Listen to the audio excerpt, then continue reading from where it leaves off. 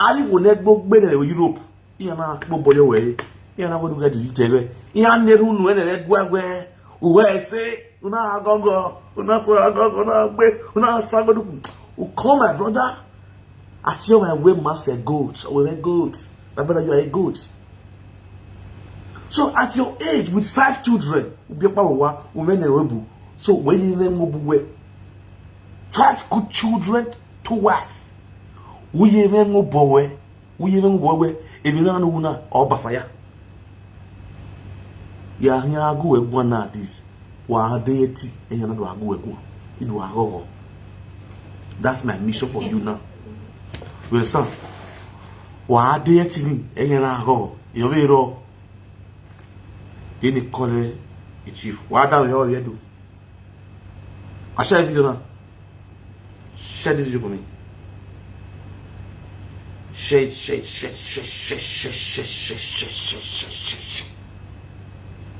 What that you there? And then you to way. For the now, man, I get a little baby.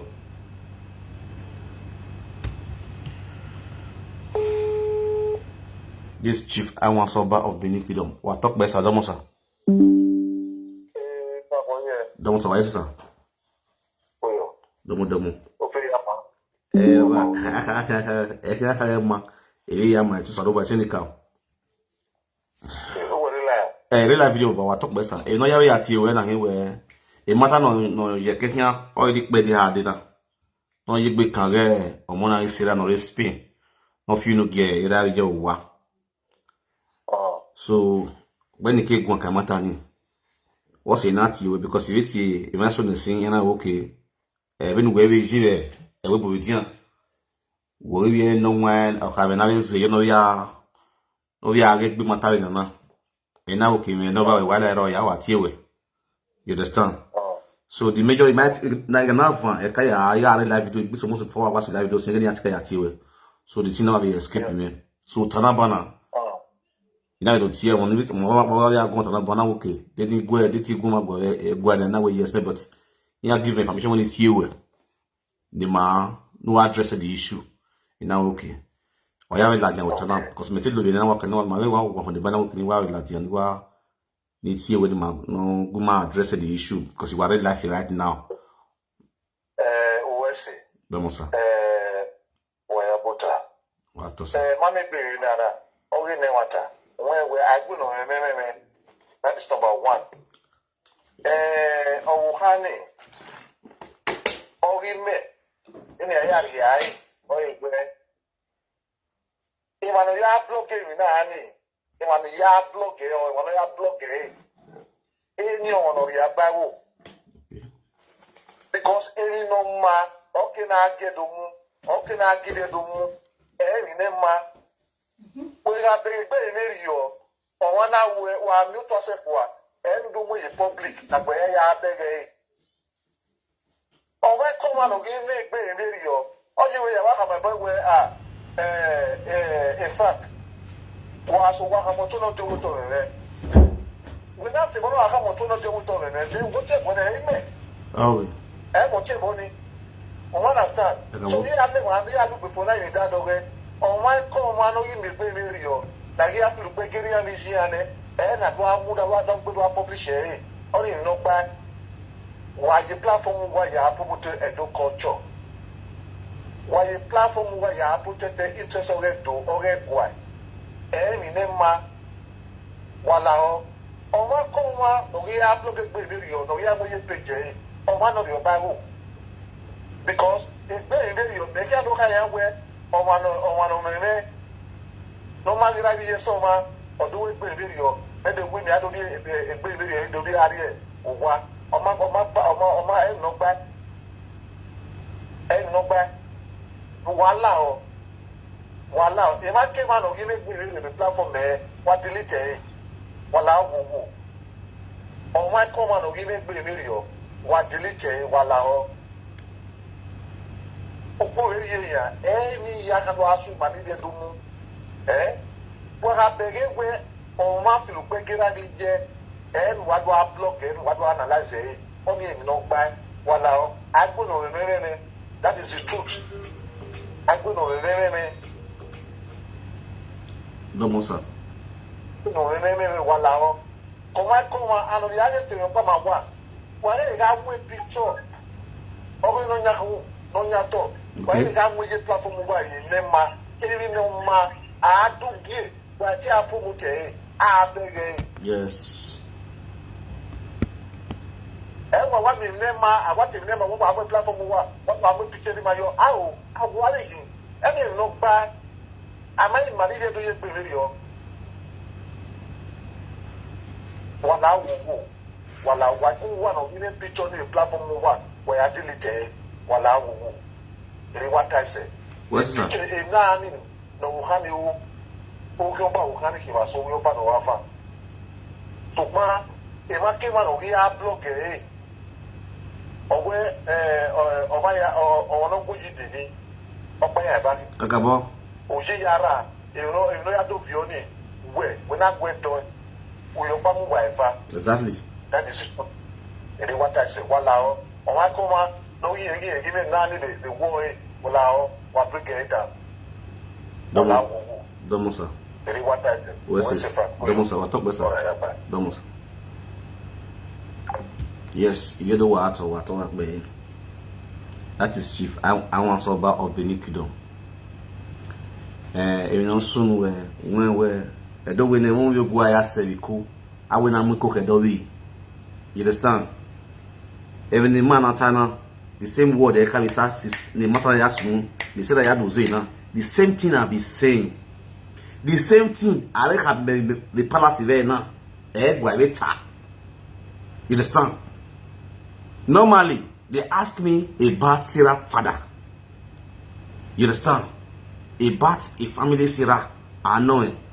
Ina hamia so anywhere ima wera le do ima wera le do iri mejeje gune isira is the prodigal's daughter omono he no egbe omono titi e bo le ra ti e bo ni je ti e bo ni ti o so don we ni me my family okay to me to my own he may hear bizubi because the money any year retake me ho na okay dey you know what again e matter no where or tinyo no kbia or we video ya keke geste me no wa in a way yes I watched the video no tinyo no kbia ya keke geste me no we na okay now a video ne Sarah no ya sote no ya sote gwa a video ni wo ya me video ni prove and I pa me video ni because me magay you understand me magay video ni me be eti gay me eti mudiani aro wirane video ni magay. But on a platform in Oje, on money, on what can we platform okay? And I talk on money, platform no gay. And now we know girls there where a boy where a baby on soon. Because a TikTok again now away video ni. Normally they don't give mass screen recorded gay ni. Mass screen recorded don't post ye page okay. Nobody for no say that can happen. We not true live you know where for ne. See mo ko ne for ne. No we ho on do as a guy. Ogena ya mo page. You know your back and more page okay. A page no ginam you. The man any blogger here. But you let play you not the general ogenogi. You know what I know yes. Now that is totally wrong. Or any sign you do my title on it. No cause any money available. Or a paniwa call chief. I want some about Binikido. I want it here. We address that issue. Okay, no problem. But I'm going to do that on live video. You understand? I'm going to do it on live video. That's the reason why I'm not here, man. I know it because maybe not really like, but someone can't go on. But they say, oh, one, you would address it more better. You understand? Why you are damn it, would there have when we have a live video, TikTok, whatever, now. Ni ma yedo no emi no ba high. Ni ma fisi that we get egwa. No we akpo bodo yari be na egwa. Wa look here. Wa re mon wa lele. Depends where you follow, who you follow you. Determine where you follow. You understand? Iya iwa to tarwa geku. Iya wodo atalo ori. Omon wa call iwe gwa no call iwe gwa. No ha mu agwe omon no mu video ni latia. No wa tiyan wa leru ne o wa here wa ya mo video ni latia. Why kwa be? No why you see e money to tag yan one why silly yan you e ni ma pa over. E ni ma pa why silly yan you way. Why again you? Ever yani we like video te wata. Ni buvo calorie gbe ni ya me view. Yan te wata. Be kuna dey use nonsense. A video na ma only see it but say na mo it was unfortunate way ma dey like to talk. You understand? But I like to talk. A Facebook the royal cafe so that here be voice a voice of I want I should find somebody TikTok near making that down here with nota. You want to TikTok making that with down here in the chief. I want some butter concerning this issue of Sarah T-Boss. You know, you know, it's my guy, a can bury na Emma. A can every year I live video na. Every year me here time go live video na. A can bury na Emma or Sioma or come on come out we are. Oginoba ya Oginoba. A video no post ni ya delete una we joking no. Ya you e ko won kiri na time on Facebook no wona ogya ho na awu wa unya asira wo mo no mo ne vera mi ana abu mo vera yudi nene o ka ho da me ho no me ya nwa. That's the reason why that about guy at your age ubio mi sene ubie na we bobi pa wa uye na mu bowe why that your journey o agwa the backup simple thing that you could have done and remove yourself from this narration. Where not post a video you will narrate it now because now against that we say is omeme no awo meme akisiraji where no mwenya hu no koki munya hu wo hia you we so far say far e matter now unless you go and do the needful iya you down how chief you go na ona we eri tie chief wu wa ma wan yana wa na eru nu iya ni we ya tie chief wu wa ya na eru nu iya maso ni ye chief ni ya tie wu wa ye maso no yo ye ma kama mi no kai o we ya na eru nu we see una ya mo video na ya ro wiero a no do post a page no do advert na ya ro wiera na mo ya make na do de atie body ra una ladian ye gwe digwe una anyi ye do lo wa kirisi na mo video na ya ro wiera ba mo gira wa. Are you okay? We shall get the work back. Ari ko ni de che yo je ari ko ni gbigbi age ni fail mi nupo iyan na so apo boyo we iyan na apo boyo we franco mozo wa gusu ni nogie enogie ko iyan na o ya je ko o ko iyan na weke o ya je ko ya you wa ya set ne wa have su eyo masa now enogie na gele amo no gele menwe era ge di mofi your godfather no mu janu ya Oginoba no we koko ye wo kegbe ori mi video ni we fiane ori edit ere wo se mo na mu video ni get Edimofi.